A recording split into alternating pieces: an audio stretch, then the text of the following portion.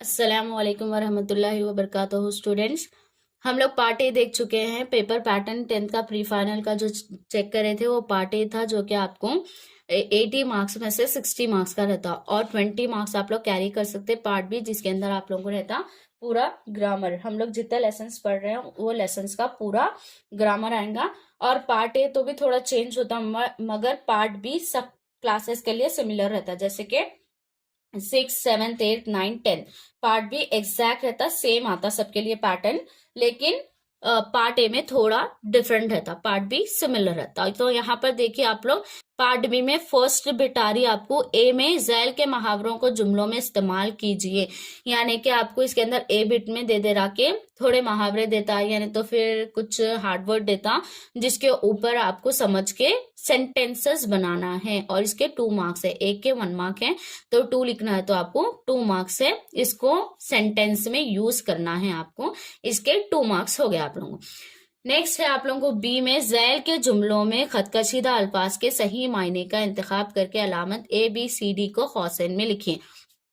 यानी कि यहाँ पर क्या है, आपको ये वाले जो आ रहे बीच में मैं बताते जाऊंगी आप लोगों के।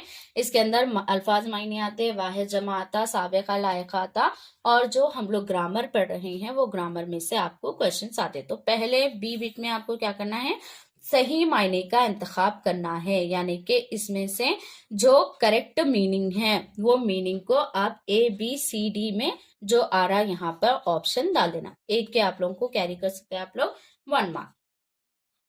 सख्त मेहनत से खलील मुद्दत में ही उरूज पर पहुंचा जा सकता है। यानी कि सख्त खलील मतलब खलील मुद्दत में, थोड़ी सी मुद्दत में। तो इसके मायने, सही मायने क्या आते वो यहाँ पर आपको ABCD में डालना है।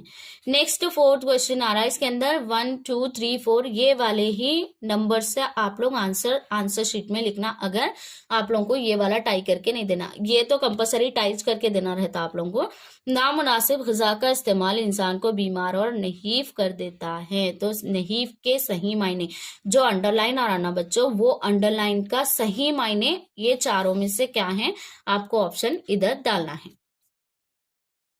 अब यहाँ पर AB हो गया। आप C में देखिए, झैल के जुमलों में से खतकशीदा अल्फाज यानी अंडरलाइन वर्ड की सही जिद का इंतखाब करके ABC क्वेश्चन में लिखना है, ABCD को। ठीक है, पहले मैं क्या बोली, मीनिंग बोली। अब यहाँ पर क्या है, जिद मतलब अपोजिट वर्ड। मेल मिलाप से मुल्क में अमन और सुकून कायम रह सकता है, तो अमन अंडरलाइन वर्ड है यहाँ पर। अब उसका जिद क्या आना है, ये चारों में से आप उसका जिद डालेंगे यहाँ पर। अकरम बहुत शीरी लहजे में गुफ्तगू करता है, तो यहाँ पर इसकी शीरी की जिद क्या है, अपोजिट क्या है, ये 4 में से आपको देख के आंसर इसमें डालना है। झैल के जुमलों में खतकशीदा अल्फाज की अब वाहिद जमा, C हो गया, यहाँ पर जिद हो गया। यहाँ पर D में क्या बोल रहा है आपको, वाहिद जमा। अगर वाहिद है तो उसकी जमा लिखना, अगर जमा है तो उसकी वाहिद देख के डालना। शरफा की महफिल में शोरोगुल नहीं होता, शरफा, अब यहाँ पर ये क्या है, जमा है। शरफा की वाहिद लिखना है आपको, ये 4 में से जो वाहिद आ रहा उसका आंसर यहाँ लिखना। खालिक की ताजीम सब पर फर्ज है, तो यहाँ पर फर्ज क्या है, सिंगुलर है, यानी कि वाहिद है। फराइज, तो यहाँ पर जो आ रहा, जैसे कि B आ रहा फराइज, तो इसको इसके अंदर आप लोग यहाँ पर डाल देना आंसर। D हो गया। अब E में देखिए, अब यहाँ से आपको E में झैल के खाली जगहों के लिए मुनासिब साबिका लाहिका का इंतखाब करके अलामत ABCD को कौसैन में लिखना है। कौसैन मतलब ब्रैकेट में लिखना है। तो जनाब डैश, जनाब सदर मुदर्रिस ने आज बेहतरीन नसीहत की, तो यहाँ पर क्या आएगा, आली जनाब, यानी कि साबिका लायका आप लोग ग्रामर में पढ़ चुके हैं, तो इसके अंदर से B आर आंसर, तो आप लोग B इसका डालेंगे। यहाँ पर देखिए 10th क्वेश्चन, मरीज के सामने हिम्मत डैश गुफ्तगू करना चाहिए, तो यहाँ पर आपको कौन सा करेक्ट आंसर आ रहा है, ये 4 में से उसको आपको कौसैन में लिखना है। यहाँ तक आपको मीनिंग हो गया, जिद हो गई, और वाहिद जमा साबिका लायका हो गया। अब यहाँ पर सेकंड ज़बान शनासी, आप लोग के रीडर में वर्क बुक में भी चेक कर सकते हैं। लेसन में लास्ट में अपने को ज़बान शनासी दे रहा, ज़बान शनासी यानी कि खवायद। तो ये पूरे क्वेश्चंस आपको यहाँ से 11 से लेके फिर लास्ट क्वेश्चन तक आपको ज़बानी शनासी रहेगा। अब यहाँ पर थोड़े हुर्फ दे दिया, ये हुर्फ मिसाल है, किसकी मिसाल है, ये चारों में से किसकी मिसाल है, ये डाल देना आप यहाँ पर आंसर। अपने अल्फाज जो वावे अफ से अपनी जिद के साथ इस्तेमाल हो क्या कहलाते हैं, यानी कि वावे अफ भी आना उसमें और उसके अंदर क्या बोल रहे कि उसकी जिद भी आना, तो उस चारों में से एक आंसर इसमें डाल देना। तशबिया, इस्तिआरा, मुजाज़म इर्सिल और किनाया ये किस इल्म की किस्में हैं। यहाँ पर चारों में से ये पूरा ग्रामर का ही रहता बच्चों। अगर आप लोग हर लेसन के पीछे का ग्रामर अच्छे से थ्रो होकर जाएंगे ना, तो यहाँ से आप लोग आंसर्स अच्छे से अटेम्प्ट कर सकते। देखो, खुश मिजाज, शीरीन लहजा, दिलकश मंजर, ये अल्फाज मिसाल है। इसमें से ये भी आपको ग्रामर में से मिल जाता। ये हैं जुमले के दो अनासिर, ये हैं जुमले में कौन कौन से अनासिर आते, ये चार में से वो आंसर आप लोग इसमें डाल देना है। अब यहाँ पर देखिए, अब 15 हो गया था, 16 लफ्ज मौसम के आदाद हैं। अभी आप लोग के प्री फाइनल का रहने से अपने को लास्ट का ग्रामर भी पूछ लिया, लेकिन S7 अब जो होने वाला है, आपको हाफ पोर्शन का ग्रामर अगर पढ़ लिया आप लोग, तो ये पूरे अच्छे से अटेम्प्ट कर सकते हैं।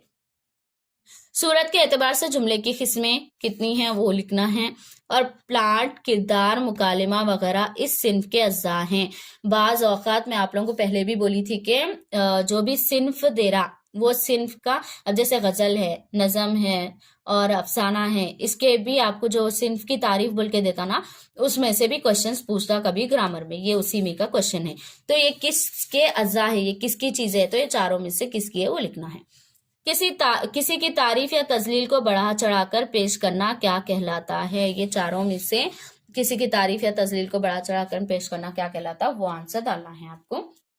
नेक्स्ट देखिए, लास्ट क्वेश्चन है, इंसान की जिंदगी में किस्म किस्म के लोग से वास्ता पड़ता है, ये जुमला मिसाल है। तो यहाँ पर किस्म किस्म जो दे रहा है, ये जुमला किसकी मिसाल है पूछ रहा है, तो ये चारों में से किसकी मिसाल है आप लोगों को अच्छे से समझ में आ जाता है। यहाँ पर 11 से लेकर 20 तक जो क्वेश्चन आ रहे हैं, हर एक के लिए आपको 1 मार्क्स मिलते हैं और वो पूरा ग्रामर करेगा। बाकी के ABCD में बताई मैं आप लोगों को, मीनिंग्स है, जिद है, वाहिद जमा है, साबिक़ा लायका है, उसके बाद ग्रामर है। ये वाले ग्रामर पार्ट सबके लिए सेम है, मैं बोल दे रही हूँ। अब सेम है वो तो ये नहीं समझना कि आप लोगों को यही क्वेश्चन आते 6 को भी, 7th को, 8th को, 9th को, 10th को, ऐसा नहीं रहता। पैटर्न सेम है, बस आप लोगों के जो रीडर है, आप लोगों का जो सिलेबस है, उससे रिलेटेड क्वेश्चंस आते। तो ये रहा आपका 20 मार्क्स का पार्ट ए और पार्ट बी देख लिया आप लोग। अब पूरे पेपर्स का क्या है, सब सिमिलर रहते। पार्ट बी तो सिमिलर रहता, पार्ट ए में थोड़ा 6, 7th को डिफरेंट आता, 9, 10 का तो एकदम सेम रहता। तो इस तरीके से आप लोग अच्छे से SA1 के लिए हाफ पोर्शन प्रिपेयर होके जाइए, ग्रामर भी और आंसर्स भी, जो आंसर्स जो मैं वो भी पढ़ लीजिए। और ये पूरा वीडियो देखकर अपने फ्रेंड्स और फैमिली में शेयर करिए, ताकि SA1 से उन लोग को ये फायदेमंद वीडियो मिल जाना और उन लोग को भी आप कुछ फायदा होना।